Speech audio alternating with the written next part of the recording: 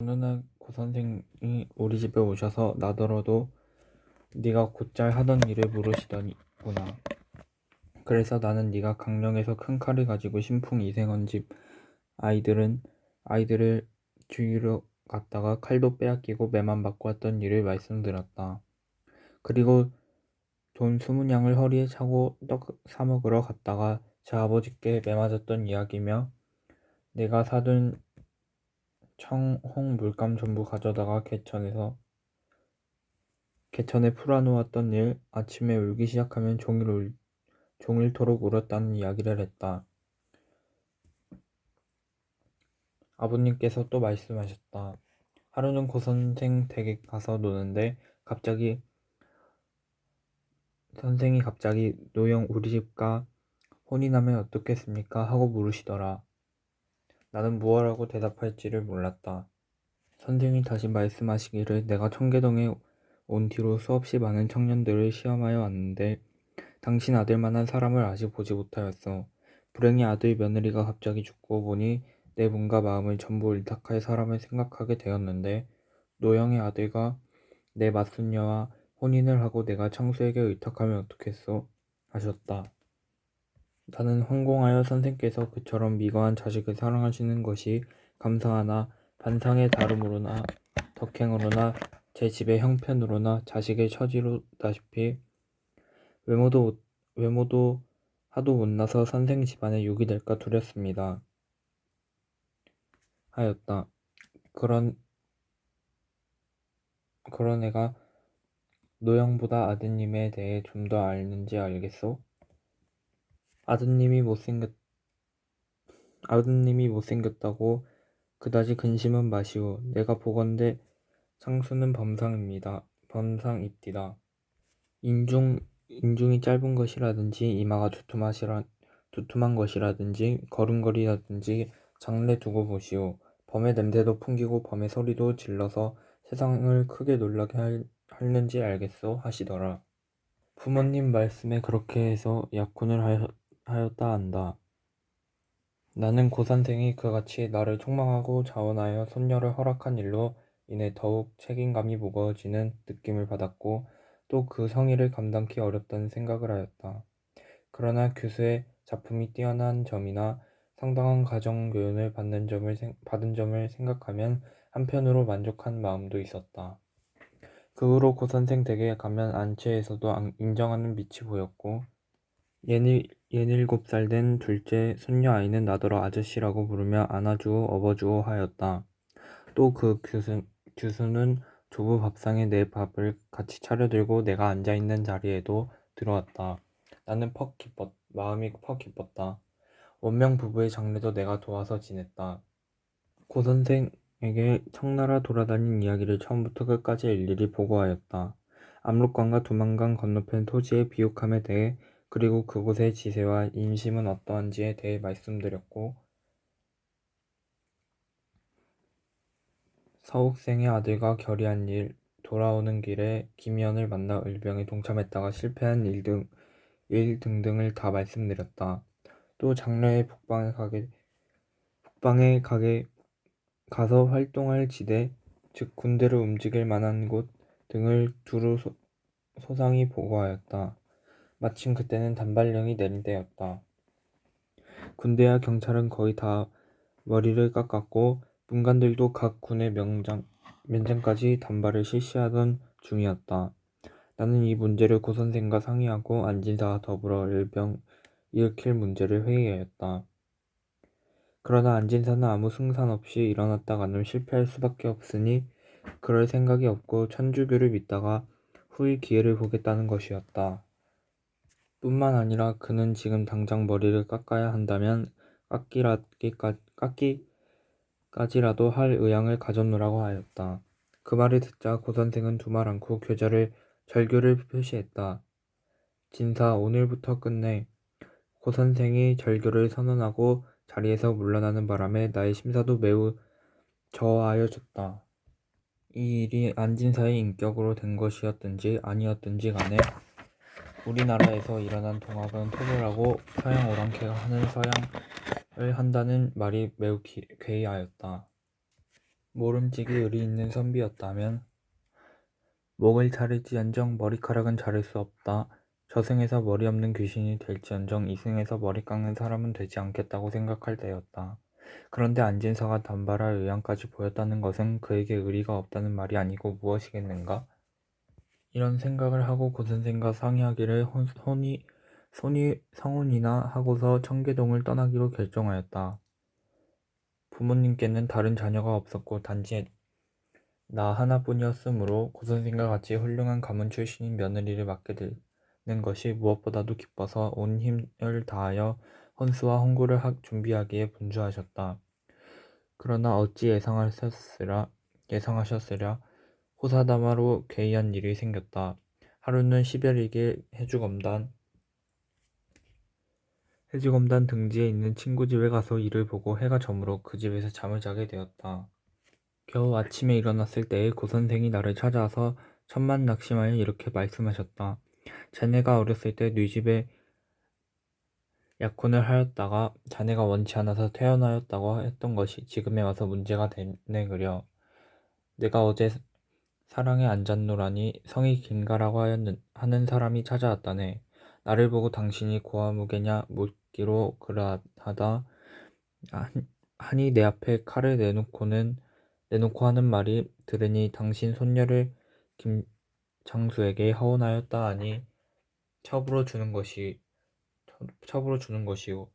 정실이오? 하고 물었네. 하도 괴상하여 김가를 나무라며 초면에 그게 무슨 무례한 말이냐 하니 김가가 녹이 등등하여 하는 말이 김창수의 정처는 곧 내 딸인데 이제 들으니 당신 손녀와 결혼을 한다 하기로 첩이라면 가하나 정실이라면 이 칼로 생사를 가름하겠다 하지 않겠나? 나는 김창수가 종전에 약혼한 곳이 있었으나 이미 파혼된 줄 알고 허운을 하였소.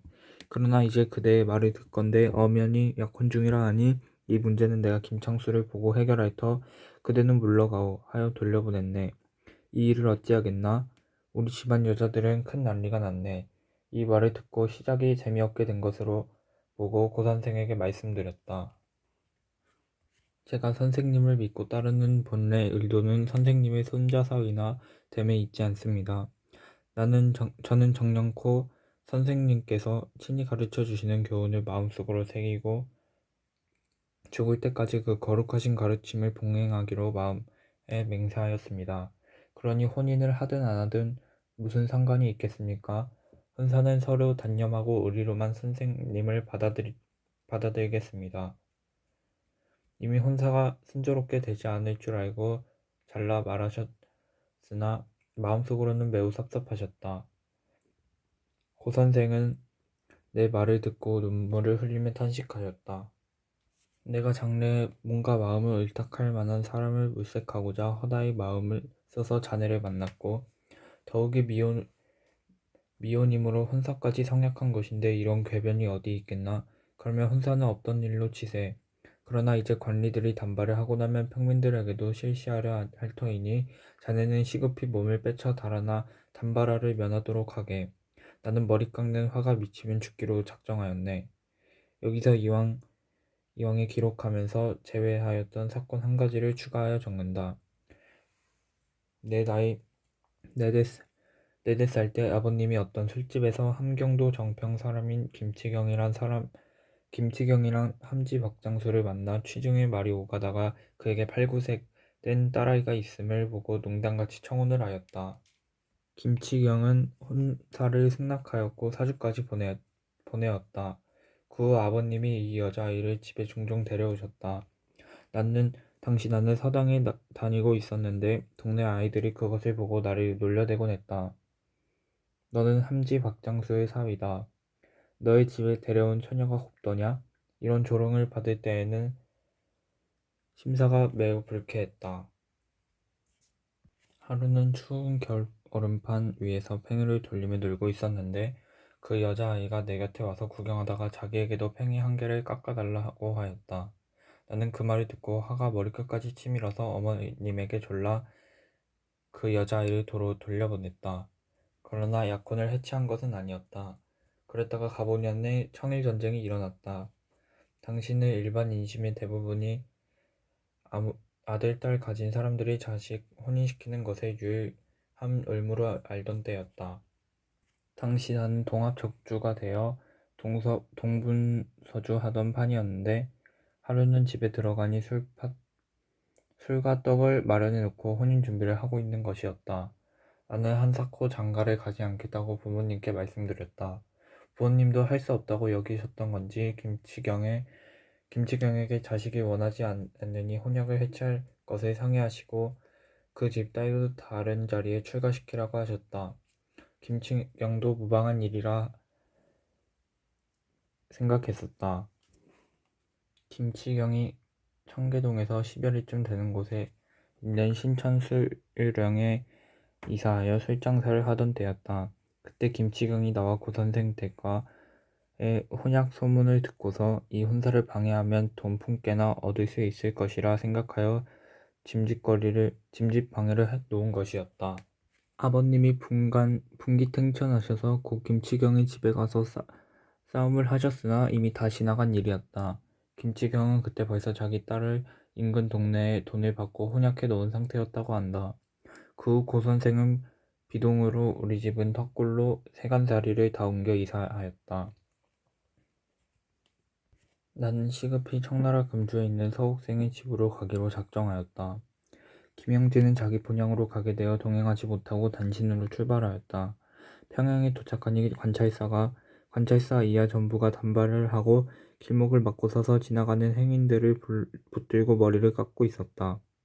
단발령을 피하려고 시골로나 산골로나 숨어 들어가는 백성들의 원성길에 길을 가득 메운 것을 목격하고 나는 머리끝까지 분기가 가득하였다. 안주에 나는 도착하였는데 게시판을 보니 단발 정지령이 내려 있었다. 소문을 들으니 경성 종로에서 사람들에게 단발을 시켰다가 대소동이 일어났다고 했다. 일본인들의 가옥을 때려 부수고 일인을 다수 때려 죽이는 등 변란이 나고 당시 정부 당국자들에게도 큰 변동이 일어났다고 했다. 이야기를 들어보니 장차 나라 안 사정이 많이 변할 낌새라 굳이 출국할 것이 없다는 생각이 들었다. 또 삼남 방면에 을병이 봉기한다고도 하니 다시 돌아가서 시세를 관찰하리라 결심하고 회정하였다. 용강군에서 안압군 치아포로 배를 타고 건너게 되었는데 때는 병신년 2월 하순이었다. 강 위에 빙산이 떠다니는 바람에 15명의 남녀 성객이 이 빙산 위에 포위되고 말았다. 진남포 하류까지 빙산에 쌓여 내려갔다 조수를 따라서 다시 상류로 오르락 내리락 하게 되었는데 성객들은 물론 백사공들까지 모두 얼음 귀신이 되는 줄 알고 당황해했다. 나도 해마다 얼음이 얼었다가 풀리는 때가 되면 사람들이 종종 이런 나루터에서 빙산에 포위되어 참사를 겪게 된다는 것을 들어 알고 있었던 바 이날 불행히도 내가 그런 위태로운 지경에 빠지게 되었던 것이다. 사람들이 살려달라고 하느님께 부르짖는 소리, 어머니를 부르는 울음소리가 배에 진동하였다. 나는 살아갈 방도를 찾아보았다. 배 안에는 식량이 없어 얼어 죽는 것보다 먼저 굶어 죽을 판이었다. 다행히 낙이 한 필이 있어 빙산에 포위가 되어 오랫동안 계속 될 것 같으면 잔인하나마 부득불 나귀를 잡아서 열대여섯 사람의 생명을 보전하기로 했다. 무작정 소리내어 우는 것이 우리 목숨을 구하는 길이 아니니 뱃일을 사공에게만 맡길 것이 아니라 성객 모두가 일제히 힘을 합해서 빙산을 밀어내자고 하였다. 빙산이 순식간에 물러가지는 않는다 하더라도 추위 속에 몸을 움직이며 운동이 될 터이니 유익할 것 같았다. 내가 이런 주장을 맹렬히 내세우고 힘자를 구하니 성객들과 뱃사공이 일제히 찬성하였다. 나는 몸을 날려 빙산에 올라가서 얼음들이 모여있는 형세를 살피고 큰 얼음덩이에 의지해서 작은 작은 것을 힘껏 밀어내 보았다. 이렇게 노력하던 중 간신히 한 줄기 살길을 찾게 되었다. 멀리 떨어진 치아포에 닿지는 못하고 오리박 강기슭으로 올라왔다. 서산에 지는 달이 아직 희미하게 빛을 발하고 있었다. 치아포에서 여관을 겸하고 있는 나루토 주인의 집에 들어갔다. 풍랑으로 인해 유숙하는 손님들이 색한 여관방으로 가득하였다. 자정이 넘은 시각이었으므로 방방마다 코고는 소리만 들렸다. 함께 고생했던 우리 일행들도 방 세 칸에 나뉘어 들어가 잠을 자고 쉬었다. 잠이 들자마자 먼저 들어온 여행객들이 일어나 떠들며 오늘은 날씨가 좋으니 배를 타고 건너게 해달라고 한바탕 야단을 쳤다. 조금 있다가 아랫방부터 아침 식사가 시작되어 가운데방과 윗방까지 밥이 들어왔다. 그때 가운데방에는 단발을 하고 한복을 입은 사람 한 명이 같이 앉은 나그네와 인사를 나누고 있었다. 성은 정씨라 하고 장현에 산다고 하였는데 말투는 장현말이 아니고 경성말이었다. 촌 늙은이들은 그를 진짜 조선인으로 알고 이야기를 나누었으나 내가 보기에는 분명히 외놈이었다. 자세히 살펴보니 흰 두루마기 밑으로 칼집이 보였다. 가는 길을 물어보니 진남포로 간다 했다. 나는 그놈의 행색에 대해 곰곰이 생각해 보았다. 이곳은 진남포 맞은편 기슭이므로 매일매일 여러 명의 외인이 자기들의 본래 행색대로 통행하는 것이다. 그러니 저놈의 보통 장사치나 기술자 같으면 굳이 우리 조선 사람으로 위장하지 않아도 되었을 것이었다. 그렇다면 혹시 저자가 우리 국모를 시해한 마우라가 아닐까? 경성에서 일어난 분란 때문에 도망하여 당분간 숨으려는 것은 아닌가? 만일 미우라가 아니더라도 미우라의 공범일 것 같다. 여하튼 칼을 차고 숨어다니는 외인이 우리 국가 민족의 독버섯인 것은 명백한 사실이다. 내가 저놈 한 명을 죽여서라도 국가의 치욕을 씻어보리라 먼저 주위 환경과 나의 역량을 살펴보았다. 방 세 칸에 가득 찬 손님의 수가 40여 명이 되어 보였고 그놈의 패거리가 몇 명 정도 섞여 있을지는 알 수 없었으나 나이 17세, 18세 되어 보이는 총각이 그놈 옆에서 무슨 말인가 하고 있었다. 나는 혼잣몸의 빈손이 아닌가 섣불리 손을 썼다가 내 목숨만 저놈의 칼 아래에 끊어 보내는 것은 아닐까? 그렇게 되면 내 의지와 목적은 세상에 드러내지도 못하고 도리어 도적놈의 시체 하나만 남기고 죽고 말 것이다. 또 내가 빈손으로 단번에 저놈을 죽일 수는 없다. 만약 죽을 결심을 하고 대들더라도 방 안에 있는 사람들이 만류하면 그 틈을 타서 저놈의 칼이 내 몸에 들어오고 말 것이다. 그러니 아무리 생각하여도 이 일은 불가능한 일이다. 이런 생각을 하니 가슴이 심하게 울렁거렸다. 심신이 잘못 혼란한 상태에 빠져 고민하고 있는데 호련히 한 가닥 광선이 가슴속에 비치는 듯 하였다. 그것은 바로 후조 권능선 선생이 가르쳐 주신 교훈이었다. 가지 잡고 나무를 오르는 것은 기이한 일이 아니나 벼랑에 매달려 잡은 손을 놓는 것이 가히 장부로다. 나는 곧 자문자답해 보았다. 내가 보기에 저 외인을 죽여 서록하는 것이 옳다고 확신하는가? 그렇다.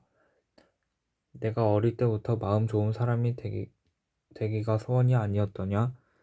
그렇다. 그러나 지금은 원수 외놈을 죽이려다가 성공하지 못하고 도리어 죽임을 당하면 한낱 도적의 시체로 남겨질까 미리 걱정하고 있는 것이다.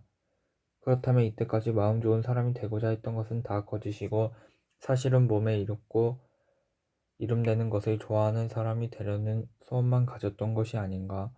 자문자답 끝에 비로소 죽을 작정을 하고 나니 가슴속에서 울렁이던 파도는 어느덧 잔잔해지고 100가지 계책이 줄지어 떠오르기 시작했다. 우선 방 안에 있는 40여 명의 손님들과 동네 사람 수백 명을 무형의 노끈으로 꽁꽁 동여 움직이지 못하게 하기로 했다. 그놈이 만약 조금이라도 불안한 상태를 느끼게 되면 거기 대비하게 될 터이니 일단 아무도 눈치를 채지 못하도록 안심을 시키고 나 한 사람만 자유자재로 인출하는 방법을 쓰기로 하였다. 아랫방에 먼저 도착하여 제일 착으로 밥상을 받은 사람이 숟가락질을 시작했다. 그러나 자던 입에 새벽밥이라고 밥이 제대로 넘어갈 리가 없었다. 3분의 1도 채 못 먹고 있을 즈음 나중에 밥상을 받은 나는 4-5숟갈로 한 그릇 밥을 다 먹어치웠다.